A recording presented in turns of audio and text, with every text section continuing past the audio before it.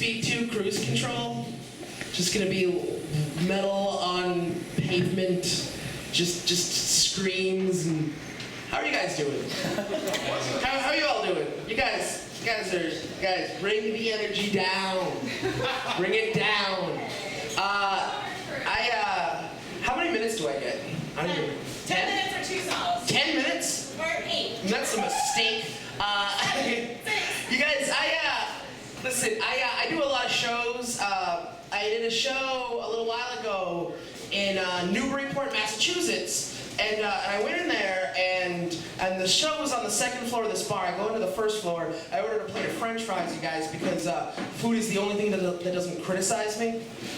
And I ordered a plate of French fries, and I ordered a side of mayo because I need it. That's the fuel that keeps this train running, guys. And I ordered a side of mayo, and I'm like, hey, I gotta go upstairs and check into the show. But is it cool if you guys just bring the French fries upstairs when they're done? And they're like, yeah, that's totally cool. But is it okay if we give you a cup of mayonnaise right now and you bring that upstairs with you? And I said no. Because I don't want to be the guy that arrives with mayonnaise. Like, I don't want to show up with a cup of mayonnaise because people aren't going to think, oh, he's saving that for something later. They're going to think, oh, he's going to shoot that back like tequila. This guy always needs mayonnaise. Mayonnaise is his spirit animal. You guys, if I had walked through that door holding a cup of mayonnaise, you guys would have said, oh my God, that is the saddest prop comic ever. Oh man. I hate you guys. And I don't mean that. Stop it. Stop it right now. You guys, I'm a cool guy, but clearly, you guys knew that. You guys knew that by looking at me like, this guy's cool, he's got the devil in his shirt. That is like the cool person emblem. I have a little sister that's cooler than me, and this is how I know. When she's 9, and a few years ago I took her to see the movie Bolt, and I cried at the end. It stars John Travolta as a talking cartoon dog, and I cried at the end. And then she saw me crying, and then she called me a bitch. And like for example, I was at home in Maine where my family lives a few weeks ago. I was babysitting, and my little siblings, they love it when I babysit because I'm like the cool older brother, which means I'm a irresponsible older brother. Like, I should not be supervising children. Like, for example, when anybody else babysits my little brothers, and the next day my mom's like, oh, how'd it go? They're always like, oh, it sucked. They put us to bed and made us do our homework. And then when I babysit my little brothers, they're like, oh yeah, it was awesome. Justin took us out shooting firecrackers and then taught me how to dial 911 with my left hand. And you say, oh, that fictional thing. And all my siblings have all their fingers. And so I was babysitting, and we were looking at things on demand, like trailers for movies on demand on Comcast, just to find a movie to watch. And we watched the trailer for Life of Pi, which is, and we all decided on that. Anybody seen Life of Pi? It's about like this Indian boy named Pi who survives for like 9 months on a boat with a tiger. It's a really sad movie, and my little sister, she goes, hey, you're not gonna cry during this, are you? And I said, no, of course not. But on the inside, I was like, well, it won an Oscar, so let's see.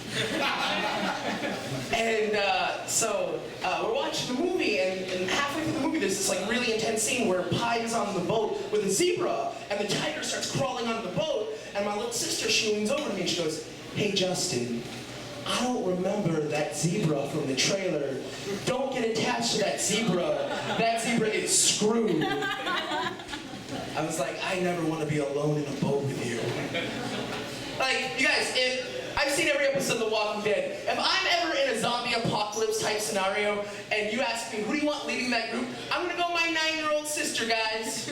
She's the only brave one in this family. She's the only one ballsy enough to go, hey everybody, Grandma is slowing us down.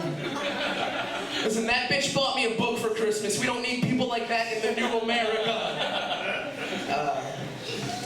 I want to announce this to all of you. I haven't had a drink in 2 months. Yeah, that's right. 2 months ago, I was like, listen, I need to be more responsible. I'm just smoking weed from here on out. I'm a giant pothead, but I used to be like anti-pot legalization. And here was the reason, because I just thought if we legalized pot, it would make it less cool.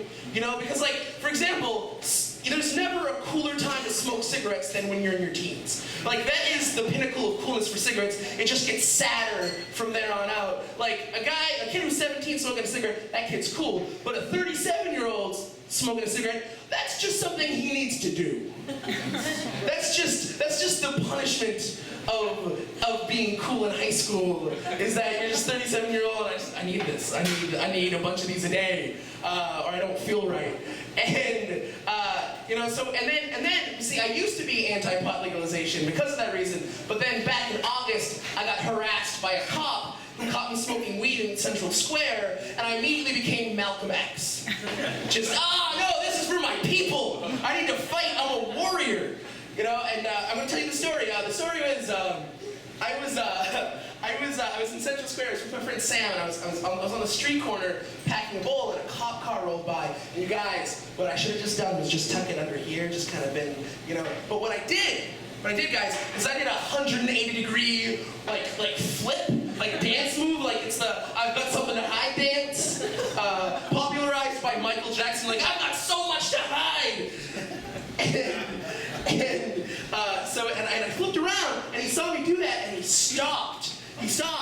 And then he got out of his car, and then I turn around, and he comes up to me, and I have my hand in my pocket like this. And he comes up to me and goes, "Hey, what do you got?" I said, "I don't know. I don't know what I got. I have not realized my potential." And he's like, "I think you got something." And I was like, "That's very kind of you, but I don't have anything. I have nothing. And then my friend Sam, she's there, and she just looks at me, and she looks at the cop. She's like, "Let me speed this up. He has weed, officer." And I'm like, "Sam, you blew up my spot." And then, so he goes, listen, I'm gonna frisk you. I'm gonna put you in handcuffs first. You're not under arrest, I just don't know you." And I'm like, "I'm a really nice guy, get to know me. I've got nothing to hide."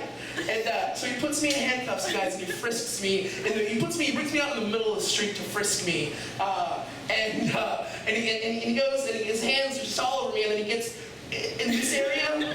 He gets this area, guys, and he grabs me. Just grab, just full on clown nose honk, squeeze. Pressure is applied, and I am forever changed. And I'm just, oh my God, you know, and then he takes my bag. I travel everywhere with a ratty little bag. It's under that guy's chair. And he puts my bag on the hood of his car, and he starts going through my bag, and he pulls out every piece of my life on the hood of his car, and he gets to a bottle of Tylenol Cold and Flu, and he brings up the Tylenol Cold and Flu, and he looks at me and goes, "Have you been robo-tripping?" And this is me. I'm just in handcuffs, and this is like my like death row, like final words, like, "No, I have a cough." And then, so then he goes through, he doesn't find anything else. So what he does is he gives me my backpack, and he takes me out of the handcuffs, and then he pours my weed out on the pavement, and he makes me like stomp it out, grind it into the pavement. It sucked. I paid $20 for that a minute ago, and then he goes and he puts my bowl on the ground, and he goes, "I want you to smash your bowl." I was wearing flip-flops. So I said, "I'm wearing flip-flops." And he's like, "Smash it! Smash your bowl!" And I'm just there, and my friends are laughing at me, and I'm just like, "Plop, plop, plop, plop, plop, plop." Just, it's like, it's rubber. They're not gonna break porcelain. Like, it's just, this is a really good bowl. And so he goes, "Let's speed this up." And he raises his boot and smashes my bowl, you guys. He smashed the bowl that I bought with the birthday money my grandmother gave me. And my grandmother is going to be so disappointed when I tell her that the fan I bought with her money is broken and I need more money for a new fan. And I'm done. Thank you guys very much. You guys be true. Come back in 2 months when I ruin it.